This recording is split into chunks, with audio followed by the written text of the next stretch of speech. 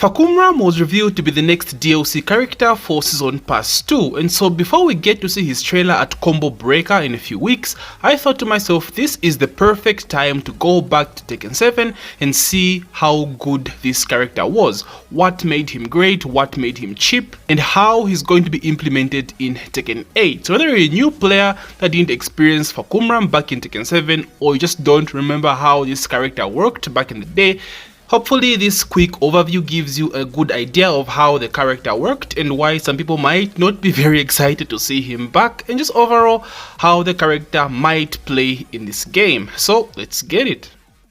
So let's start with movement first. So FAHKUMRAM, despite his size, had one of the best backdashes in the game, and this was Season 4 FAHKUMRAM. He could move, this man's bro, he could move. And keep in mind, this was Season 4 FAHKUMRAM, before, like after he was nerfed.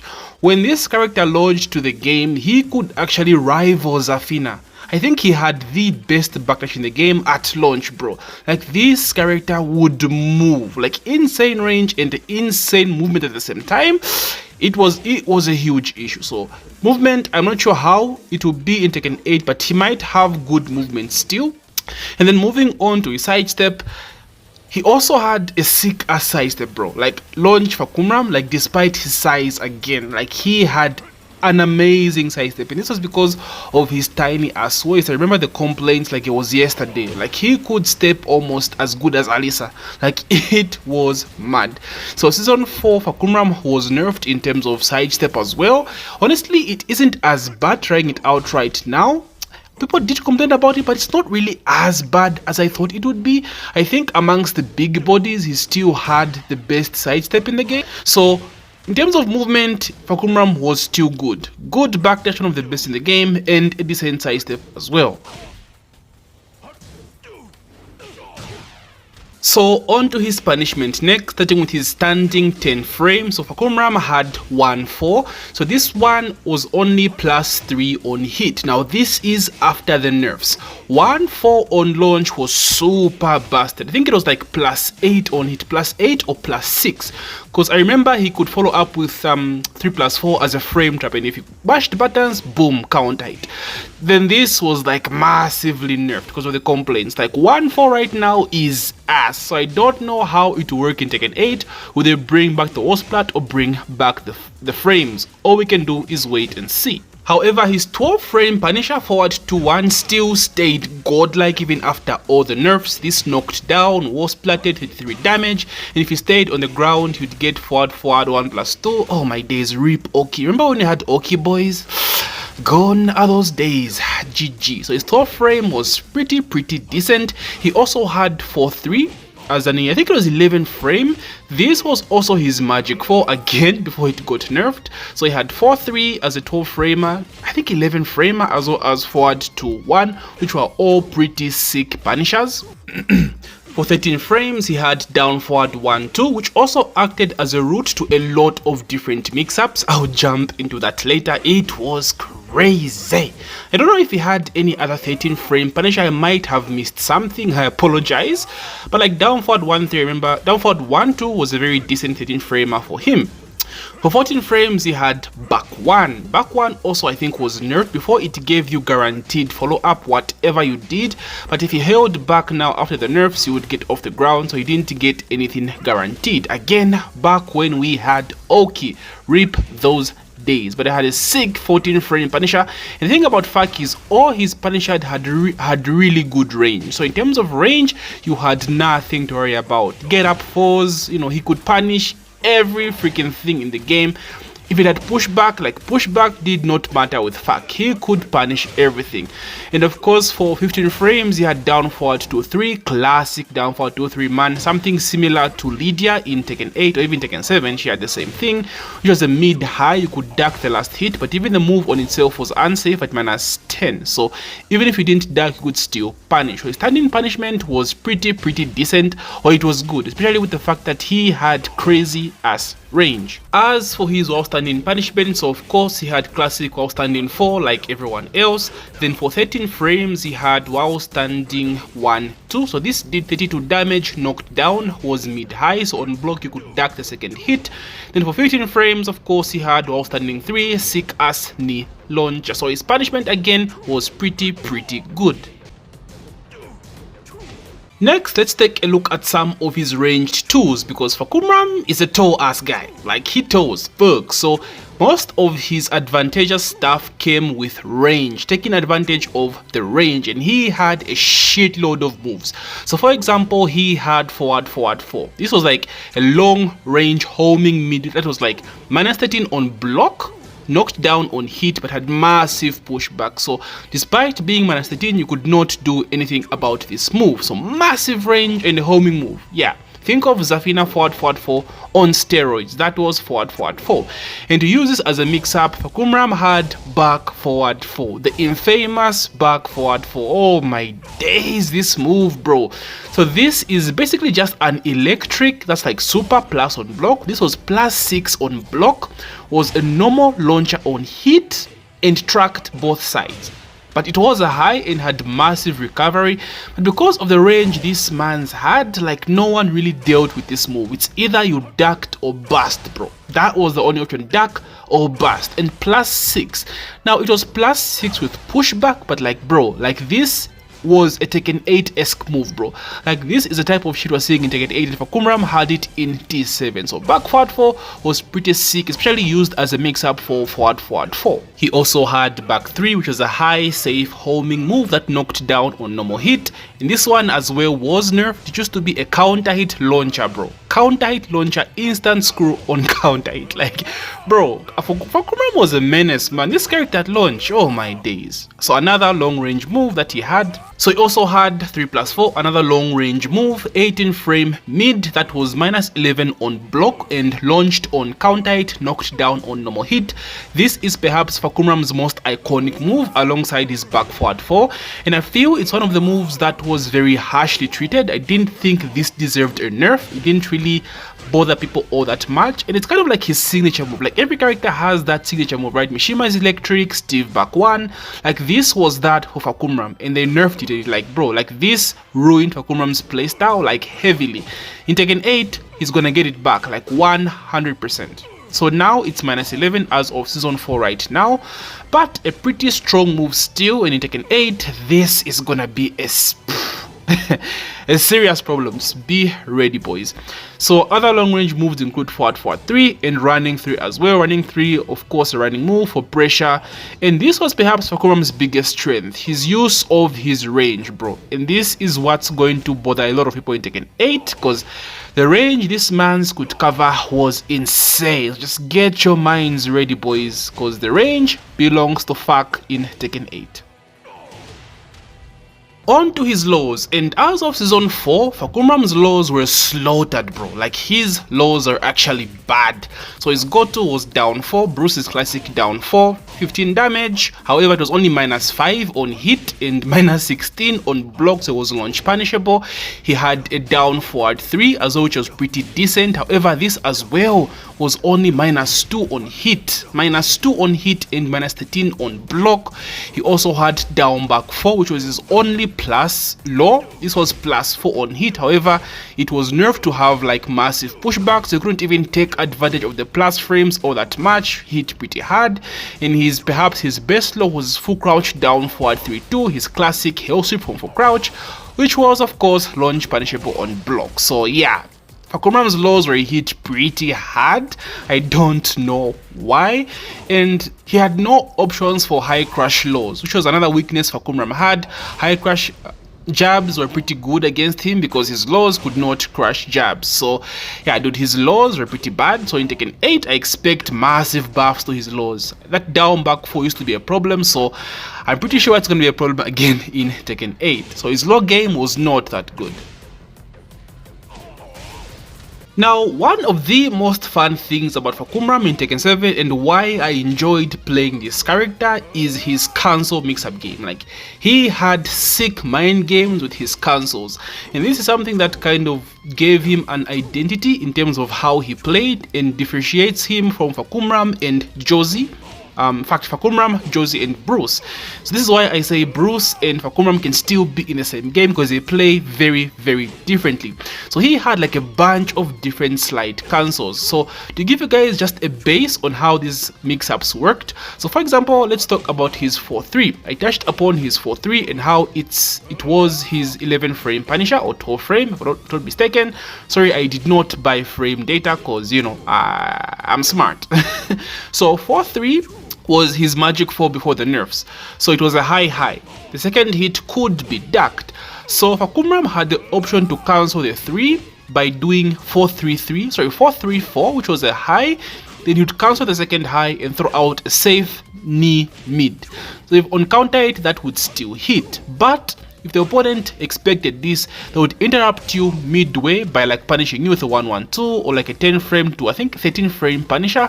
So it was a mind game, right? Either he would do the high or he would cancel this. Now this worked the same for a lot of his cancel strings, like down forward 1. The option this man has from down forward 1 are insane. So he has a down forward 1-2 mid high. He could cancel the mid, he would cancel the high with another mid with down forward 1-1. He would cancel them, he would mix you up with down forward 1-4, which is a high into mid, an unsafe mid. He would cancel the 4 with down forward 1-4-3 into the hell sweep.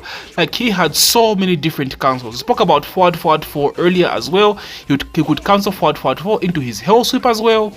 He had a wall standing 2 which he would cancel around. So the same base of mix-up game he had with his 4-3 is the way his other mix-up games applied as well, like a down forward 1, like I said, or standing 2. So he had a lot of these cancel strings, these slide mix-up cancels, and this was mad fun. Like, this is what gave this character so much identity and what made him fun to play, at least in my opinion. So I'm sure this will make it back in Tekken 8 better than ever, and I'm low-key excited because I did enjoy this aspect of FAHKUMRAM despite all the hate. Now, FAHKUMRAM is the reason we have guard breaks in the game. This was his gimmick in Tekken 8. This motherfucker is the one that came with all this bullshit, bro.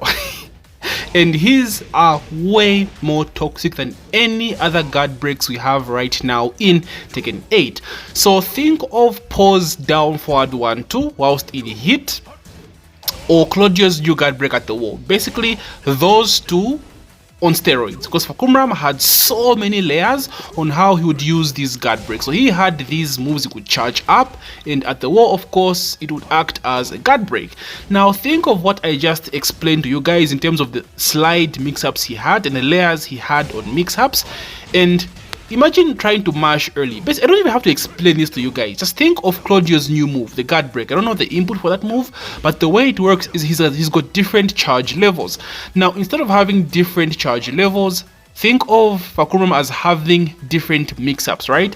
It's either he presses the button faster than you expect, you mash, you get hit, you get wall splat, or you get counter hit. If you don't mash, you're holding that guard break, you're getting wall splat into a full combo. That's basically how FAHKUMRAM'S version works, and he had so many of these. I think he had about 4 or 3 different mix-ups to his guard breaks. Yeah, boys, like, this would definitely be a thing in Tekken 8, probably a hit thing, probably, but like, yeah, it's still going to be hella problematic when this man comes to Tekken 8. But boys, drop down on your knees and fucking pray.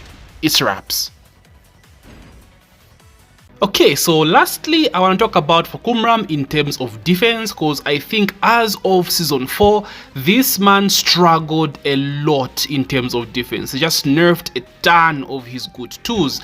Like I said, his sidestep was pretty poor, his backdash was still good though, his lows were very risky because they had no high crash options. All of them were launch punishable except down forward 3.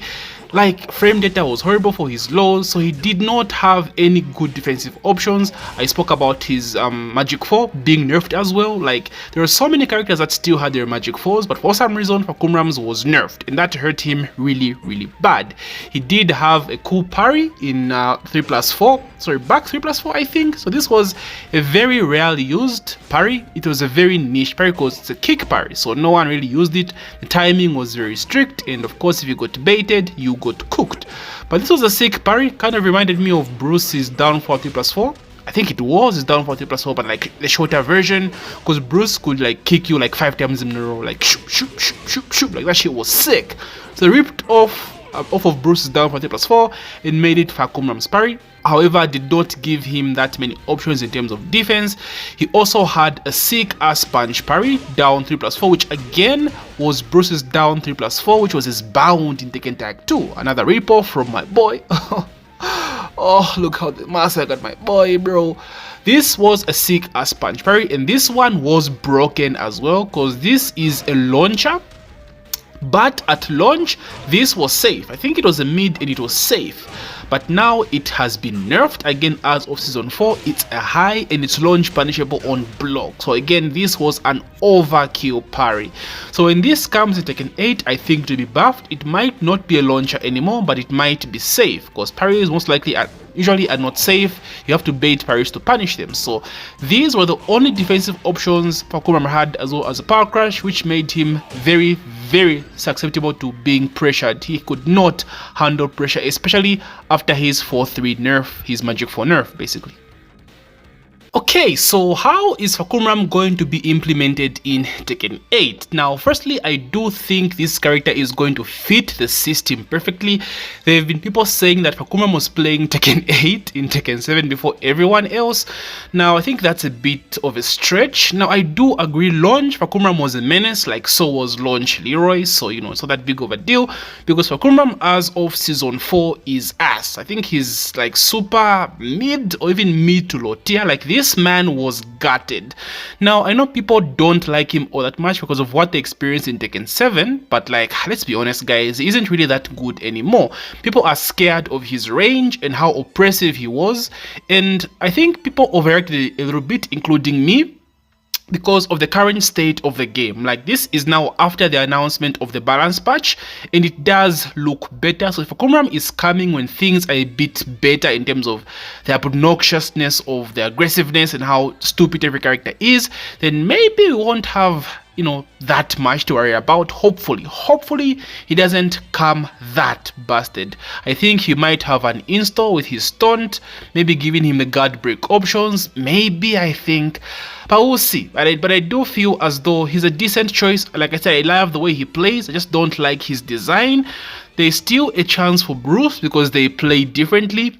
If they give FAHKUMRA'M Bruce's back 2, then I think it's wraps for Bruce. Like, that's the only thing that will determine whether Bruce comes back or not. If they give FAHKUMRA'M his Bruce's back 2 as well as Bruce's chain throws, then it's wraps for my boy. But if that does not happen, I think there's still a chance for my boy to make it back. Again, they play super differently and they can't be in the same game.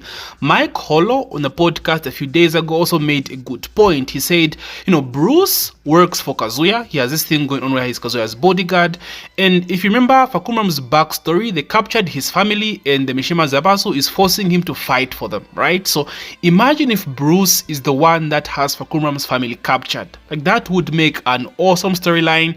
It could make an awesome rivalry, a double Muay Thai rivalry, and it's just brilliant. Like, it's just good writing, bro. Like, am I wrong or am I right? Like, I'm right. I'm right for sure. So there is still a chance for our boy. Am I salty that Bruce is not coming over FAHKUMRA'M? Yes, I am. But again, I still have my characters. I still have my mains, which I'm happy about.